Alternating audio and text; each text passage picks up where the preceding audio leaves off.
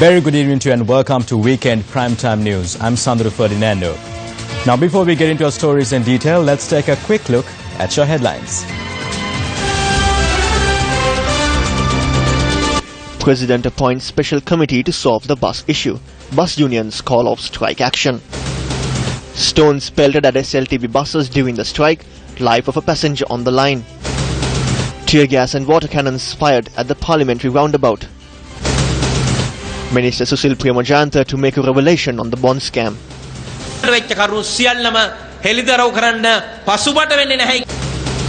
Ministers Dilan and Rajda speak of VIPs being admitted to prison hospitals. Remand. No remand.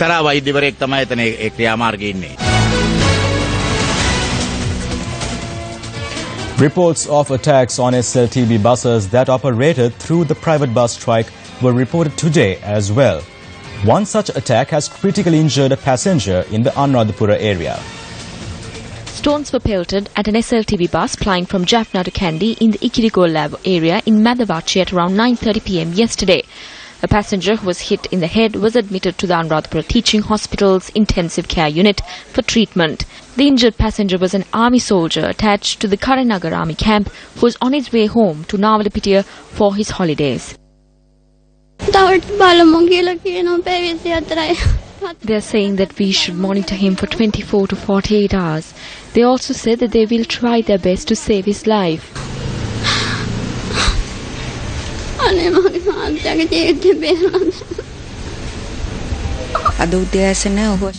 He was subject to a surgery this morning.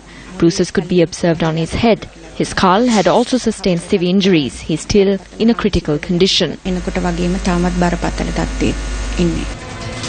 The trade union action launched by private bus operators was called off today following a decision reached by the president to appoint a special committee to probe issues that have arisen in the public transport sector. Representatives of private bus unions temporarily called off the strike action this morning before meeting President Maithripala Sirisena. The president had noted that a committee would be appointed to study the issues in a manner where everyone would be treated in a just manner. The committee, which will commence activities on Monday, consists of the Secretary of the Ministry of Transport, Secretary of the Ministry of Finance, Senior DIG of Traffic, a senior officer appointed by the Attorney General, a senior officer appointed by the Commissioner of Motor Traffic, as well as an additional secretary to the President. I spoke with the Minister of Finance as well as the Minister of Transport on Monday. I have appointed a special committee to probe the issues. We definitely need to look at your side of these issues as well. Don't panic, continue with your work. That is all I have to say. The president stated that the fines which were the basis of our trade union action would not be increased. The president stated that a committee would be appointed to reach a decision, adding that the fines would not increase. The president clearly stated that there is no particular day for the new fines to be implemented. We were also fooled that the fines would be implemented immediately. We trust the president's word. What is the fine you expect for driving under the influence? Currently, the court issues a fine of 10,000 rupees and cancels the license. You cannot charge more than this. This is a democratic country. Even we eat and drink. Are you saying that value is sufficient? No, that can be decided by court. The issue is these fines were issued by ministers. Meanwhile, a media briefing was convened by the Lanka Private Bus Owners Association, which did not support the trade union action. These are the people responsible for the strike. People like Sarath Vijit Kumara spearheaded the strike.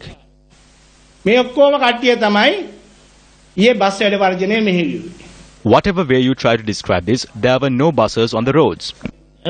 Yes, this was not launched by the bus owners. It was a trade union action launched by misleading bus operators. That means you have no control over your employees. We cannot control our employees. How can we do that? The bus owners are separate and the bus operators are separate.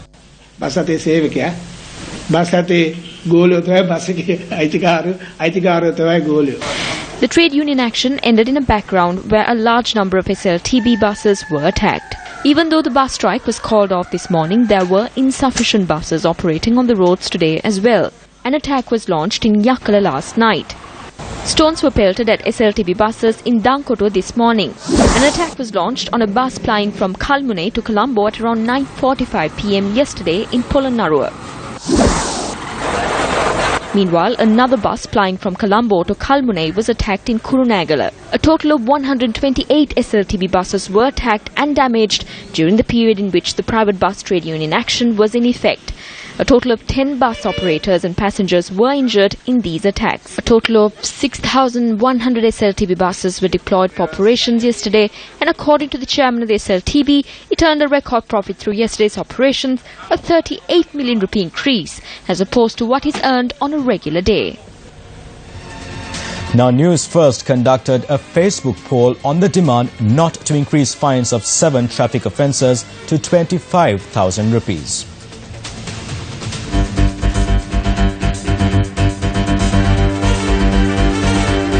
The total votes cast 80.5 votes in favour of not removing the 25,000 rupee fine. 11.8 called for the fine to be amended, while the remaining 7.6 called for the total removal of the 25,000 rupee fine imposed on several motor traffic offences. Meanwhile, tear gas was fired at a group of former provincial councillors affiliated to the joint opposition who attempted to proceed towards parliament through police barricades.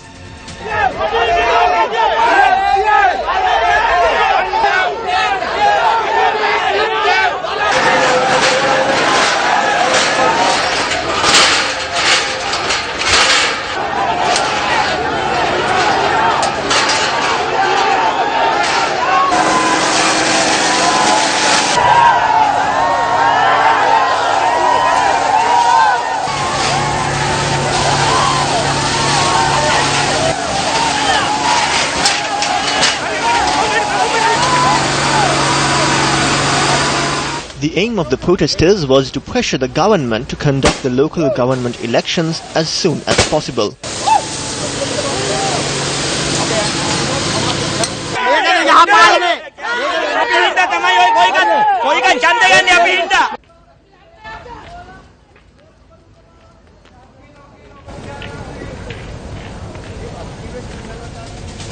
Tensions boiled in Parliament over the demonstration that took place in close proximity to the House of Legislature today. There is a trend in the country to demonstrate close to the Parliament. Therefore, like in England and other countries, let us give them certain places to go and demonstrate. If the demonstrators have to make a statement, we can select a few of them accompanied with cameras and bring them over here as long as they do not obstruct us. මෙහාට බෙර කාර්යෝ දාලා ඒක කමන්නේ අපේ වාද වෙන්නේ නැත්නම් තාජියා මේකින් නෝ කලාපේ කියලා එක දවසට වෙනස් කරලා නැහැ Do not change it from day to day, citing that it is a high security zone. Open the roads so the public can use them. Allow the people to come and meet with us. බොරු චෝදනා කරන්න එපා උදේ පාන්දර ඒකේ උද්ඝෝෂණය කරන්න ඉඩ දුන්නා ගරු සභානායකතුමා ගරු සභානායකතුමා ඔබතුමාට ගරු සභානායකතුමා හරි හරි දැන් කැමරා එක හරි දැන් කැමරා එක හරි දැන් කැමරා එක ඔෆ් හොඳයි ඉඳ ගන්න දැන් ගරු සභානායකතුමා ගරු සභානායකතුමා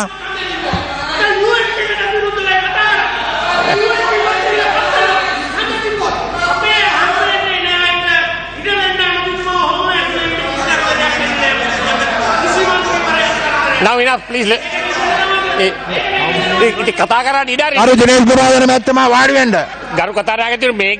There is no need to yell about this. Call for a party leaders meeting to reach a decision on the high security zones. We can decide on it. The party leaders cannot decide on what the high security zones are. You can decide on the security level and tell us about the high security zone. I am disappointed that an unjust accusation was made in the morning. Let the party leaders decide on the high security zones. Because there is no emergency law, therefore we cannot have it around the President's house or my office. Under Article 4 in the Constitution, we have special powers. We can decide on the high security zones based on these powers. Still to come up on the news tonight. Do you accept the challenge? Bring it on. I'ma test your balance. Bring it on. You can't stand the violence, so put your on your legs and leave in silence. Bring it on. You can't handle the heat. Bring it on. This cannibal is hungry for me. Bring it on. And I'm ready to eat. So bring it on. Welcome back. Continuing in more local news. State Minister Dilan Pereira claims that Basil Rajapaksa is working to destroy the Sri Lanka Freedom Party. Namal Mahatya remand karama remand. When Namal Rajapaksa is remanded, he is in remand custody. The same goes for someone like Mahindananda. However, when Basil Rajapaksa is remanded, he is remanded at the National Hospital. He is in the merchant ward for a month, and as soon as bail is granted, he is cured. Kumar Gunaratnam was imprisoned for a year due to a passport issue. He was released yesterday. Vimal Veerawangsa was charged with a similar offence. However, there wasn't a court case. Why? Because both Basil and Vimal are working to destroy our party. Incidents of politicians being imprisoned and imprisoned politicians being hospitalized were commonly seen throughout this year. When ordinary prisoners remain in prison, why do VIP prisoners get hospitalized? There are several VIP prisoners at the prison hospital at present. Former parliamentarian Duminda Silva, who was sentenced to death, former Minister Tisatha Nayaka, former Sri Lankan ambassador to USA Jalya Wickramasurya, former DIG Vaskunwardana are a few of the prominent figures who are in prison hospital after being sent into prison. At a media briefing today, the Frontline Socialist Party pointed out that many politicians who have stayed in prison hospital while serving time in prison do not show the symptoms for which they were hospitalized after they were released. Now it has become a fashion for them to be in hospitals after being sentenced to prison. For example, Tisatha Nayaka is currently in hospital. Jalya Wickramasurya is also in hospital. Before this, Basil Rajapaksa too served his entire time in hospital. Meanwhile, Aman Shady, who was recently arrested on allegations of drug dealing, is also in hospital. As per the records, his disease is that he doesn't have the weight that is required for his height. Anybody who can think with a sound mind would understand what a crooked thing they are doing. Why are VIP prisoners directed to prison hospital in this manner? The decisions are based on experts on health or consultant doctors. We cannot challenge them. Because we cannot challenge them, we have to go along with their decision on most occasions. If we don't adhere to these recommendations and if something happens to their health, then the prison department will be held responsible for it.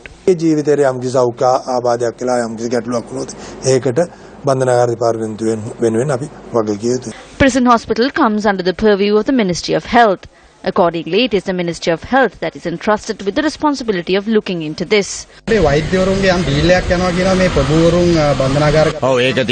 Yes, there is something like that. I have commenced an investigation into this. I have taken these reports into my hands and I have given instructions to conduct investigations. It is a particular doctor who is engaged in this.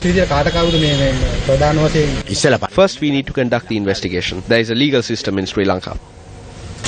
Convener of the Voice Against Corruption movement, Vasanta Samarasinghe, says that the Employees Provident Fund is at risk of losing 15 billion rupees due to the controversial bond transactions. The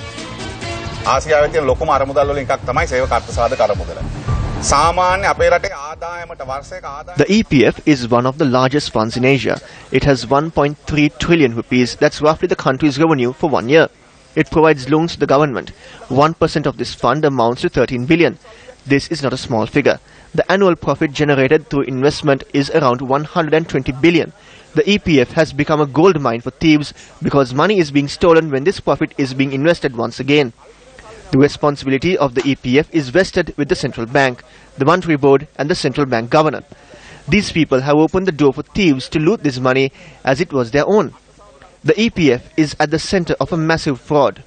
This is clear when you consider the bonds sold by Perpetual Treasuries to the EPF last year. Perpetual Treasuries purchased bonds worth 143 billion rupees from the primary market last year. They have purchased a further 80 billion in bonds through their other companies. The total was 225 billion. 115 billion of the 143 billion worth of bonds was sold to the EPF. Who is responsible for this? It is the central bank governor and the monetary board. They are silent today. බාලා එහෙම නැත්නම් විකුණලා තියෙන්නේ අර්ථ සාධක අරමුදල. ඉතින් මේකට වග කියන්න ඕන කවුද? මේ මහ බැංකුවේ අධිපතිවරයා. මේ මහ මුදල් මණ්ඩලය. අද ඔවුන් නිශ්ශබ්ද වෙන්නේ. The slow pace of investigations in the controversial bond transactions was a debate that came up during several events held today. The entire country is waiting to see what the President's and Prime Minister's responsibilities are. It's not the Prime Minister's responsibility to hand this report over to the Attorney General. In fact, this should have been done by the Speaker of Parliament. We have fulfilled our responsibility. Now it is up to the government to do their job. The entire country is waiting to see what it does.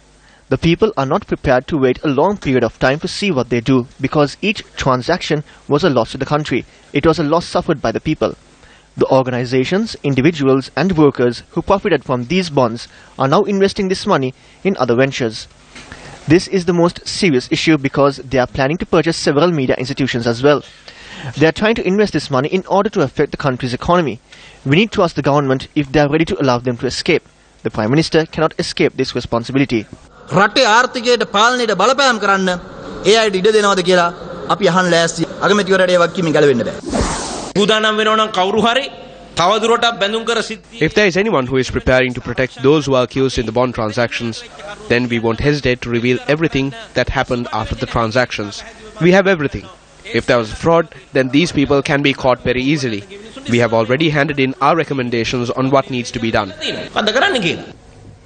Meanwhile, Venerable Battaramulle Seelarathanathera urged the Chief Prelate of the Malwathu Chapter Most Venerable Tibbatuave Sri Sumangalathera to advise the President to appoint a Presidential Commission of Inquiry into the bond scam.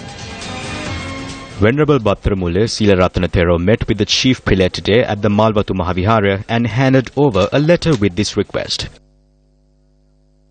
මේ වෙන විට Arjuna Mahendran Arjuna Mahendran is one of the Prime Minister's obedient subjects who accompanies him everywhere. Why is Arjuna Mahendran, who defrauded a large amount of money through the bond transactions, being protected? Everyone knows that he is not a Sri Lankan citizen. They tried to get citizenship in a hurry.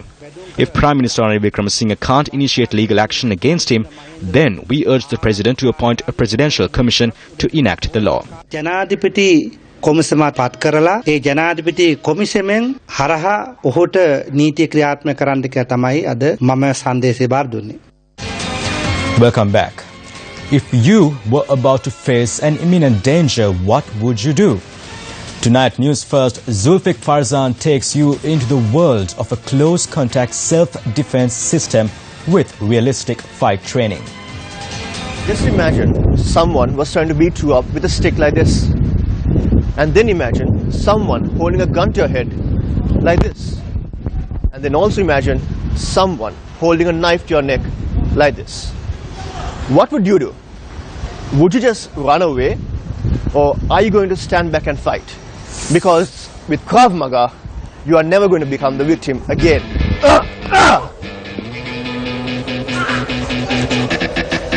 Krav Maga is the martial art created for use on the street. The single way to stop an attack is to fight. Krav Maga, it's Israeli official self-defense and hand-to-hand combat system. And meaning of Krav Maga is contact combat. So it's all about close combat fighting.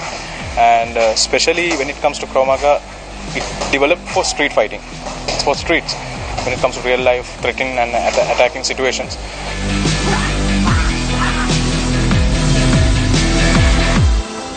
Part of training is learning that in a fight, the victim must be able to turn the tables quickly.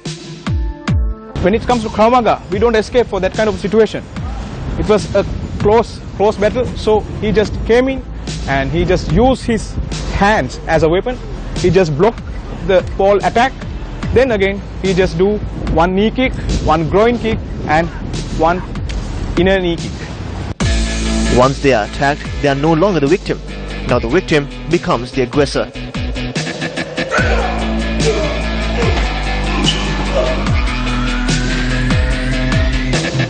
So we are the pioneers in introducing Krav Maga. Master Satish Thiramunige came all the way from Italy to introduce this fighting system to our country. So we have started Krav Maga with mainly 3 armed forces like BSD, STF and police training school and Air Force. So in 2014 we have started to spread this system through civilians. The main philosophy of Krav Maga is emphasizing aggression and neutralization. Apart from that, simultaneously defensive and offensive situations. So within few seconds we can neutralize the situation, we can have control and we can survive. Let's look at another scenario that we enacted.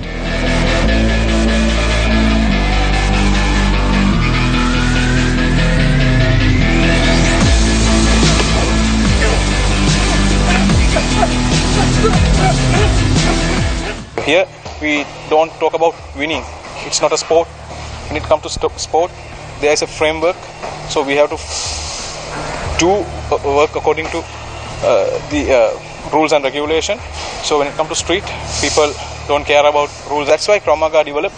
So here we attack most lethal areas like eyes, throat and solar plexus as well as groin. So therefore that's why we can quickly neutralize the situation. The use of Krav Maga in the military is part of a much larger military effort, but it's always better to be prepared to face any imminent threat to you or your loved one.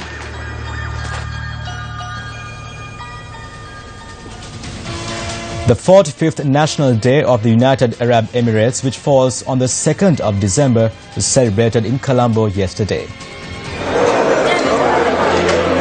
The celebrations took place under the auspices of Minister Rauf Hakim and the UAE's ambassador to Sri Lanka, Abdul Hamid Abdul Fattah Qasim Al Mullah. A large number of ministers, MPs and foreign diplomats were present at the occasion. UAE National Day is a day of great pride.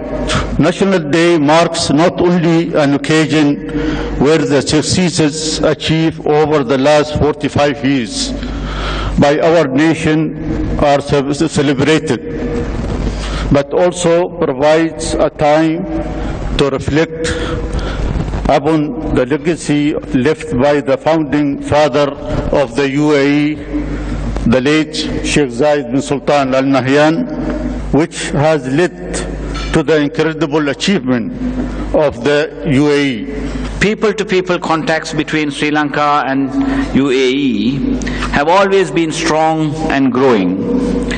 The United Arab Emirates is home to thousands of Sri Lankans. They are, as we understand, making valuable contribution to the society of the United Arab Emirates and its economy, while promoting new bonds of friendship between our peoples from all walks of life. In this transition time, I am confident that the United Arab Emirates and its people will join Sri Lanka, the pearl of the Indian Ocean, in its march towards realizing its true potential to become one of the most advanced economies in Asia. Minister of Housing and Construction Sajid Premadasa laid the foundation stone for the Seth Rajagama village, which is to be built in the Kalyapura area in Hambantota. This is the 208th Udagamana project and the 60th in the Hambantota district.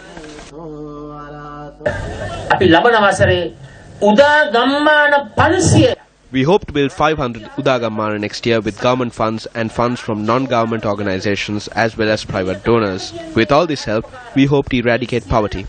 As the pioneer of fulfilling this dream, my ministry is fulfilling its duty to the people of this country. When this massive development program is implemented, those who oppose us will soon lose their standing. And now in sports news, CRNFC recorded a 31-26 win over Sri Lanka Police, kicking off Week 5 of the Inter-Club Rugby League. Both sides were competitive in the game, which was played at the CRNFC grounds. The home side closed the first half with a narrow 20-19 lead.